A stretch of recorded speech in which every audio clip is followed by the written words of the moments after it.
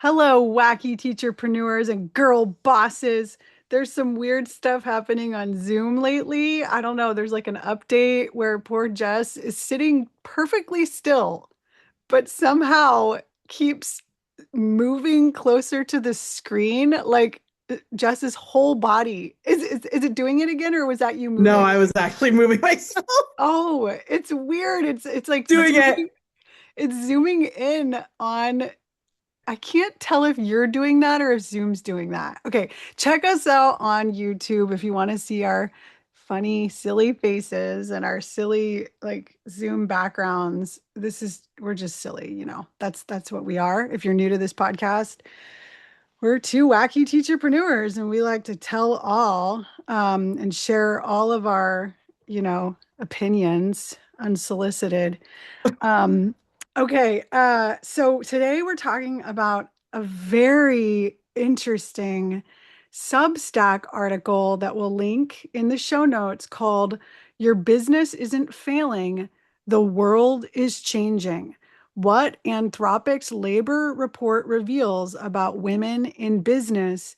There's another article, Jess, I forgot to tell you about in the Washington Post about this as well, and about white collar jobs, women in white collar jobs, and that AI is really impacting those jobs right now. So that's what this episode is about. We're gonna talk, as Jess says, dish. I don't say that word very often. We're gonna dish about this article. Ha ha ha! Let's do it. Let's go. I'm pretending to be the whimsical teacher. Go, girl bosses. Yeah. Okay.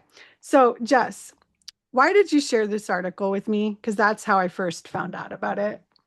Well, one of my friendship groups, we have a little chat going, and a lot of them are teacher entrepreneurs. They sent it to the group and they were very freaked out by it because they are hashtag, if you look at Amanda, hashtag girl bosses.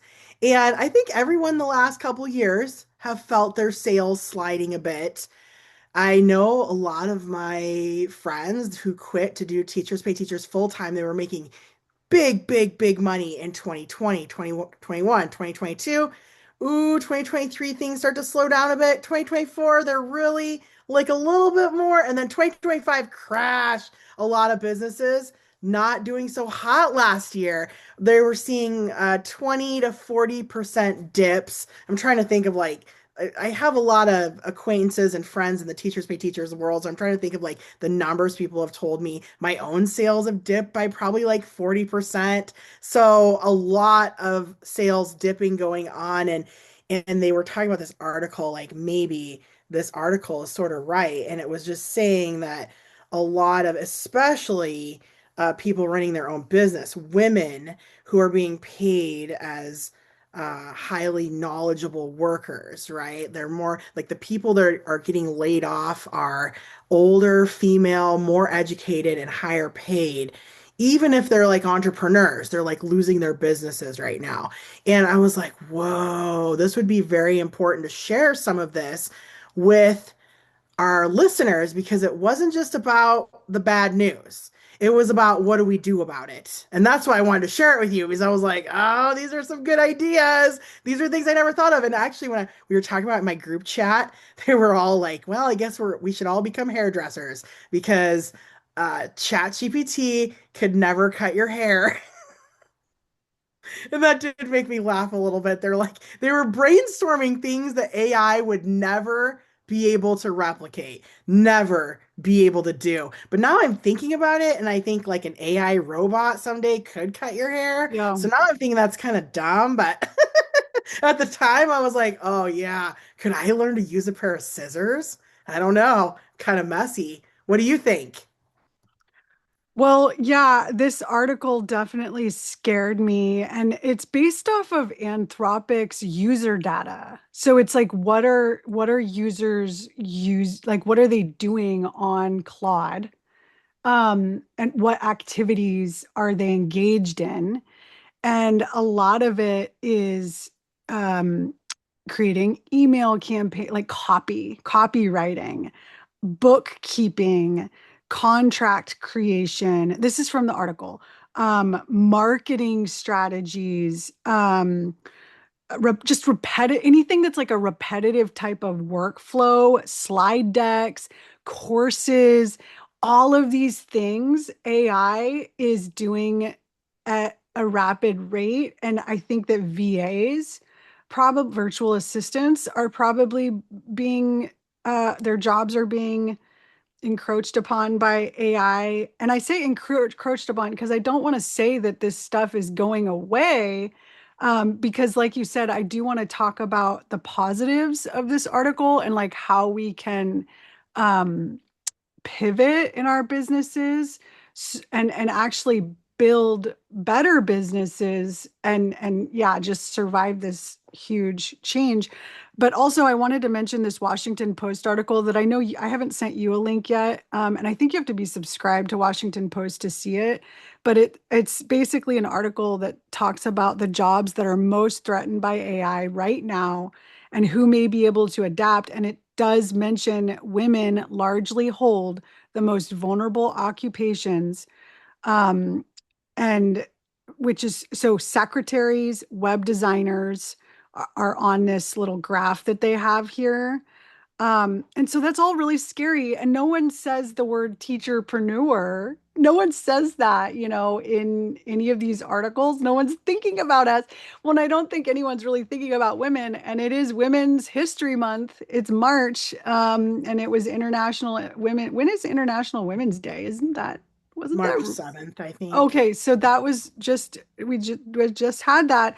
And so it's like, okay, women, how can we support each other through this? And that's what we want to talk about now. So, Jess, what were some of the things that um you got from the article about like what we could do about this problem? Well, this is what I screenshotted, and I think I even sent you a picture of this, but it said that we need to start reframing how we're seeing AI and see that AI handles routines, but we are still extraordinary humans and people still need extraordinary humans. So it said that I copied this quote. I'm going to read it to you. The Brookings Institute found that AI improves worker outcomes by taking over repetitive tasks, freeing humans to focus on strategic thinking, creativity, and human connection. So you want to look at the 4% of your work that AI cannot touch and then make that 4% your new 80%. And I was like, whoa, that's like a totally different way of looking at it. And I'm thinking about teachers pay teachers now. And I'm thinking about how we've had these debates about AI creating resources. Maybe that is not such a big deal anymore. And maybe the big deal is finding out how do we do things that, I mean, if AI can make us a cool slideshow, cool. But now what do we bring to the table that AI can't? Well, and that's the question because TPT is an online marketplace. It's all like slide decks and like lesson plans and pretty much everything that AI can create like is on TPT. But at the same time, it's like you said, it's not aesthetically pleasing yet. Like I don't think that AI is very good at creating things that are visually but I do think that artists, people who create clip art, like, it's so scary. But one thing that I, well, and this is something that I was thinking that we need to lean into is it talked about community, like that community can never be replaced by AI, right? Like building a community, building a network, like the human touch. So we have a human advantage. And she talks about in the article, audit your offerings and pivot to the human advantage.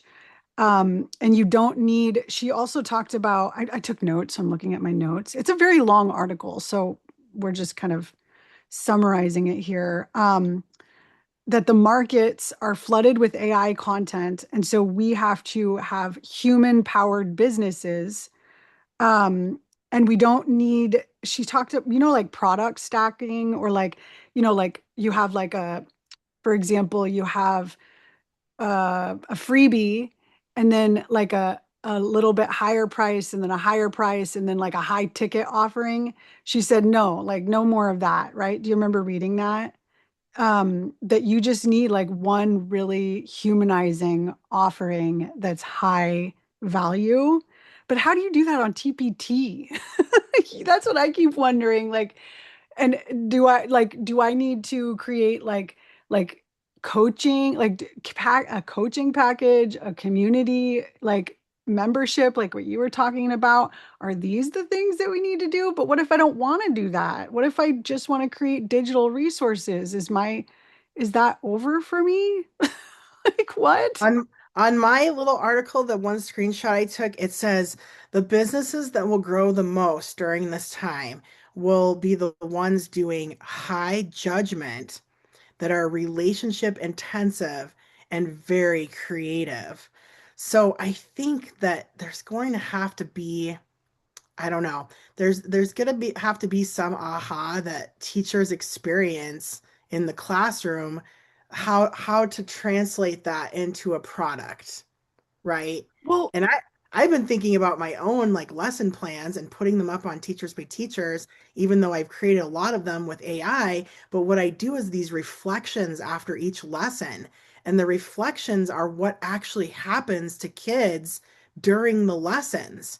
And I feel like the reflection parts are what I should be selling because like that is something you can't replicate. I teach 1,000 students a week. You cannot replicate that. Nobody understands what that is like unless they're doing it. So that's what I'm thinking is like, I don't know, like, and your lessons are so highly creative and detail intense that I don't know, like, how do you get that across to the people out there that like, listen, like you're getting my experience, you're getting my know-how, you're getting all these years I spent in the classroom with real students. Like, how do you get that across? Especially when a lot of the TPT millionaires were only in the classroom for a few years, so I'm just thinking like as teachers that have a lot of experience, like how do you build it in? I mean, I've been thinking that myself. Like, how do you, because that's what people want. They want that sort of like you just can't be experienced. And I'm sorry, but Claude and ChatGPT are wrong when it comes to a lot of pieces of experience. When I've asked them for help before with teaching stuff, my advice is better than theirs. yeah. Still. Yeah, yeah, for sure. And what, you know what, we just did an episode about social media and how I'm so anti social media. But honestly, like I've started, you talked about this lady that's making almost made $1 million on TikTok just promoting their products on TikTok. When you're on TikTok, you are showing your authentic self, right? And like no one can replace you. No one can replace your personality and your day to day. I think, honestly, actually, I want to tell you about this AI character that people like thought was a real person. Have you heard of this? I follow one myself that's not a real person. She's this crabby old lady that gives advice about taking advantage of men for their money, and everyone thought she was real. Like they call her the I don't know, they call her the bling grandma. She looks like a real person. Like she's giving you real advice, but she's AI. She's totally fake. Okay, well, there is a soldier, an American soldier. Have you heard about this? No. She's this young, beautiful, gorgeous AI soldier, and she's a Trumper. She's MAGA, and she got like 1 million subscribers, and people thought she was real on Instagram. Oh my gosh, my mouth is hanging open right now because Her it is name, kind of funny her hearing about name's that. like Jessica something. Of course, she has to Jess, have the coolest name ever.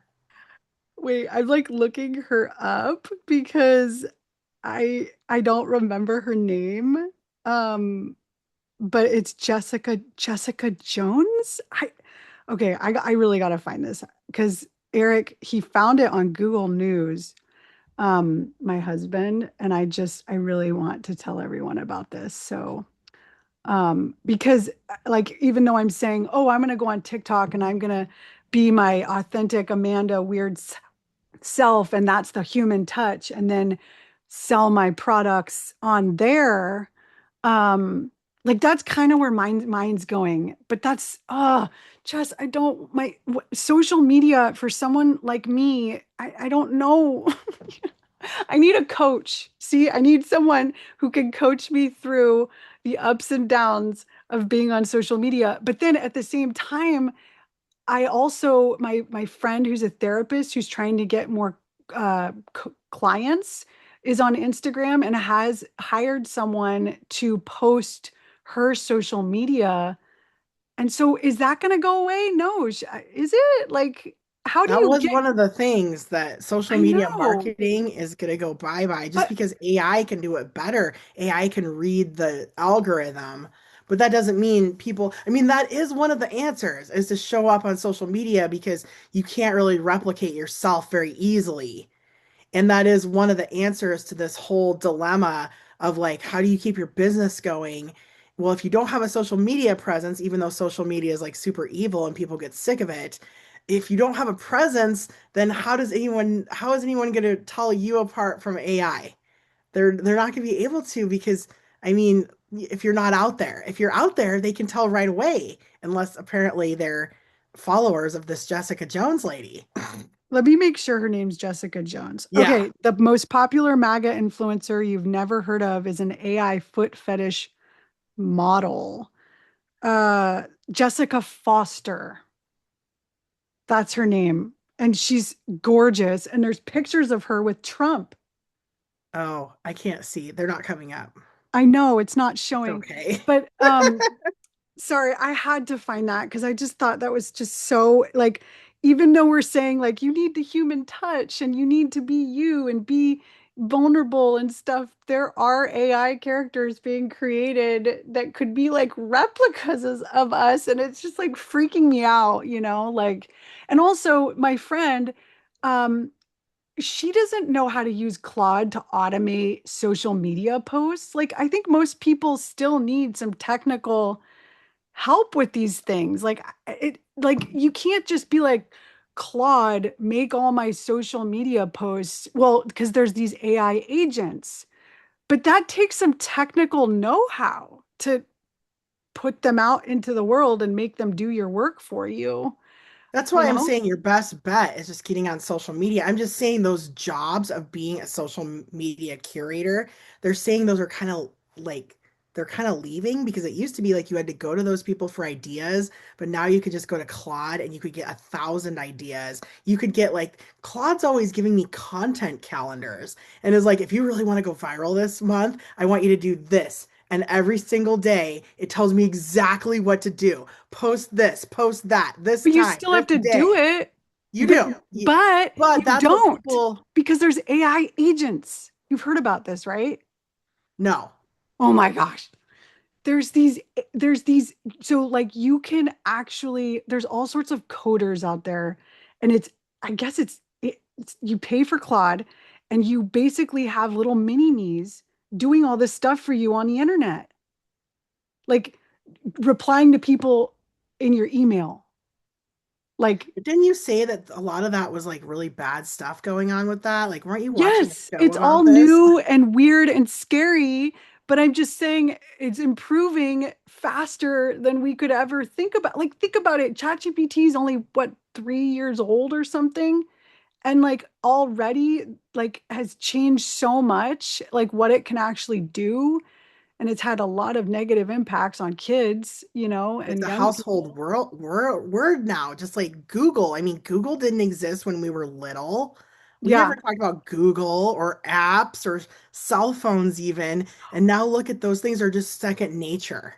By the way, I figured out a hack to stop Google from giving me AI answers. You want to know? Yeah. It's I actually don't really like the AI answers. They're half the time they're hooey. I think it's easier to do on your like on an actual like desktop top computer. I haven't figured out how to do it on my phone, which is kind of ridiculous. But on your desktop computer, at the top when you go to Google, Well, you Google something, it says AI mode, but you can actually filter it to just give you the web. So you go to more. So there's these there you could search all, you could search images, you can search videos, news. I click more and it there's uh-oh, it's gone. Of course it is. It used to say web. Wait a Oh minute. my gosh. They don't want that. They want AI to take over. I know. You Where know is how I it? feel about this. Okay, okay, here it's still there. You have to search it first. And then you click more and then you click web. And then it Okay. will only give you websites. Hmm. It's really Okay, so weird. I'm There's a just typing. bar. Okay, I see it. I see. I just typed in the word hi and I see, okay, I see maps, news, web, books. So I'd go to web if I didn't want. Okay, AI. cool. So it's like bringing it back to the old school search engine. Well, and you can create an app. Like I'm thinking about creating an app because you could do this really easily on Claude. Not super easy. You do need some technical thing, but like an app that lets you just Google stuff and get websites and But you're and going to use not AI to AI. do it. Yeah.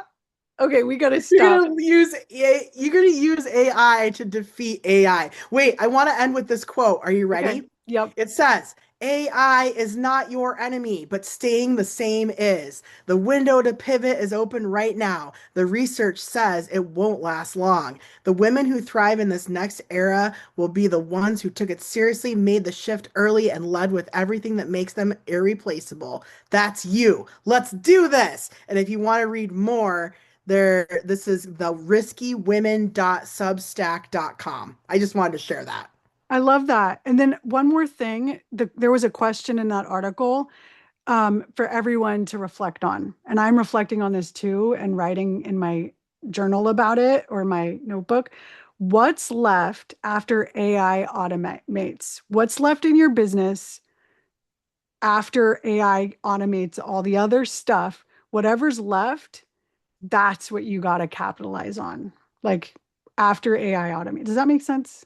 It's a good question. Yeah, What's left after AI automates? you're gonna kill me, but I started dabbling in making physical products again because I was like, AI can't do this. I'm trying to start a stationery business. Cool. So But I that's, started working on it on my computer, on my printer, because it was like AI can't print this stuff for you. I mean, AI could do digital stuff, but people want little packets of paper and paper goods that brings them a lot of joy and happiness. So I'm actually like got this little course on how to make like notepads and stationery because it's in the back of my mind. Like this is seriously, it is bugging me that in a year or two my lesson plans might not really be that great. And I think AI might have better lesson plans.